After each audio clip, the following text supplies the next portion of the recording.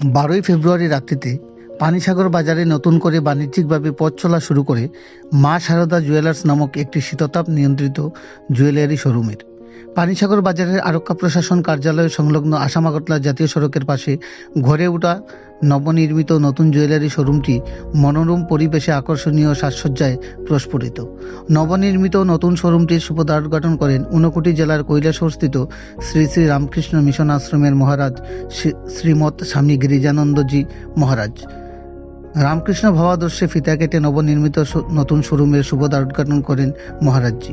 উপস্থিত ছিলেন রামকৃষ্ণ দীক্ষায় দীক্ষিত গুরুব্রাতা ও গুরুভগিনীগণ। মন্ত্রপাঠ সহ পূজার্চনার মাধ্যমে আনুষ্ঠানিকভাবে অনুষ্ঠিত হয় নবনির্মিত শীততাপ নিয়ন্ত্রিত নতুন জুয়েলারি শোরুমের। দ্বারোদ্ঘাটনে আগত মহারাজজি এর মূল্যবান ধর্মীয় আলোচনায় সমৃদ্ধ হয়ে ওঠে উপস্থিত ভক্তপ্রাণ পূর্ণার্থীরা। বর্তমান সময়ে বহু মূল্যবান স্বর্ণালঙ্কারের গুণগত মানসহ সঠিক মানসম্পন্ন স্বর্ণালঙ্কার পেতে এই নতুন শীততাপ নিয়ন্ত্রিত শোরুমটি সদর্থক ভূমিকা পালন করবে বলে আশা ব্যক্ত করেন আগত ক্রেতারা। শোরুম কর্তৃপক্ষ জানায়, আগামীকাল থেকেই আধুনিক মানসম্পন্ন নতুন জুয়েলারি শোরুমটিতে পাওয়া যাবে বাণিজ্যিকভাবে নিত্য নতুন স্বর্ণালঙ্কারের বাহারি সম্ভার। এটিতে পাওয়া যাবে 22 ক্যারেট, 24 ক্যারেট এবং হলমার্কযুক্ত সম্পূর্ণ নির্ভেজাল নিত্য নতুন মডেলের প্রস্তুতকারক স্বর্ণালঙ্কার। নতুন জুয়েলারি শোরুমে থাকছে নগদ কেনাকাটার উপর প্রস্তুত স্বর্ণালঙ্কারের মজুরির উপর বিশেষ ছাড়ের সুব্যবস্থা। শোরুমের কর্ণধার অর্ঘদীপ বণিক জানায়, ওনাদের নতুন জুয়েলারি শোরুমে থাকছে আধুনিক মানসম্পন্ন হাতেও মেশিনে প্রস্তুতকারক নিত্য নতুন ডিজাইনের স্বর্ণালঙ্কারের বাহারি সম্ভার। পানিসাগর বাজারে নতুন করে নবনির্মিত জুয়েলারি শোরুমের পথ চলাকে ঘিরে গোটা পানিসাগর মহকুমা জুড়ে স্বর্ণালঙ্কার ব্যবহারকারীদের মধ্যে উৎসাহ পরিলক্ষিত হয়। পানিসাগর প্রতিনিধি রিপোর্ট, শ্যামলী ত্রিপুরা। ঠাকুর তো কাউকে আঘাত দিতে পারতেন না। সেই ব্যবসায়ীদের, বড় বড় ব্যবসায়ীদের সব জিনিসগুলো এনে দিয়ে যাচ্ছেন, ঠাকুর রাখতে দিচ্ছেন। তারপরে যখন তারা খাবে, যারা একমাত্র 2 জনকে সার্টিফিকেট দিয়েছেন, আর বাকিদেরকে সার্টিফিকেট দেয়নি। বলে যাও, ওরা গঙ্গায় ফেলে দিয়ে আসো।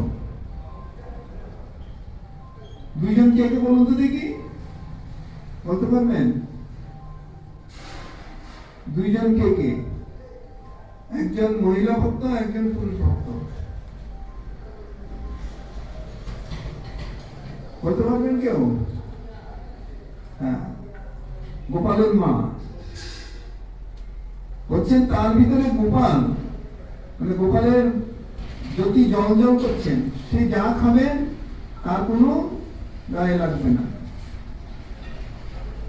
আরেকজন নরেন বলছেন, তার ভিতরে ব্রহ্মাগ্নি এমন জল জল করছেন, সব পুরো ছাই করে দেবেন, যা যা কিছু হয়ে থাকবে।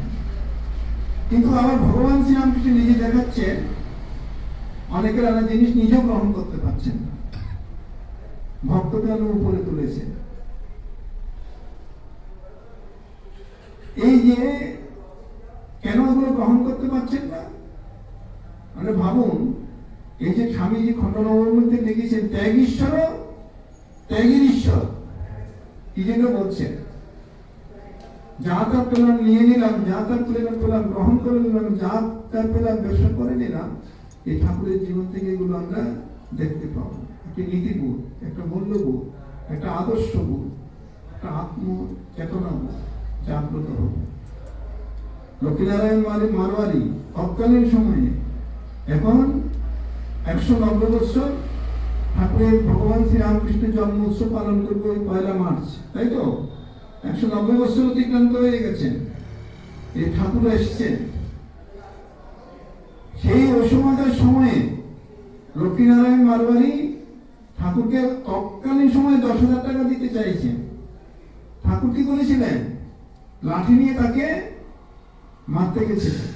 বলছে, তুই কি আমাকে শেষ পর্যন্ত বিষয়ী করতে চাস? এর অনেক ঘটনা আছে।